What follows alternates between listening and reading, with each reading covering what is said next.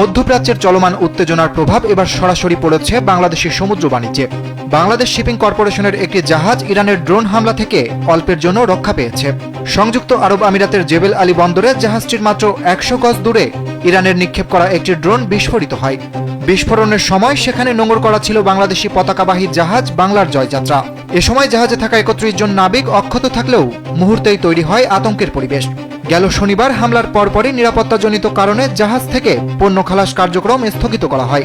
পরিস্থিতি কিছুটা স্বাভাবিক হলে ২ দিন পর পুনরায় খালাস শুরু হয়। তবে পণ্য খালাস শেষ হলেও জাহাজটি এখনই যুদ্ধসংকুল হরমুজ প্রণালীও অতিক্রম করতে পারছে না। শুধু বাংলার জয়যাত্রা নয়, হরমুজ প্রণালীর কাছাকাছি বাংলাদেশি পতাকাবাহী আরও ৩টি জাহাজ অবস্থান করছে। এর মধ্যে KSRM গ্রুপের ২টি এবং মেঘনা গ্রুপ অব ইন্ডাস্ট্রিজের একটি জাহাজ রয়েছে। এসব জাহাজকে নিরাপত্তার স্বার্থে ও যে কোনো ধরনের ঝুঁকি এড়াতে গতি কমানো সহ কিছু বিধিনিষেধ মেনে চলার পরামর্শ দেওয়া হয়েছে।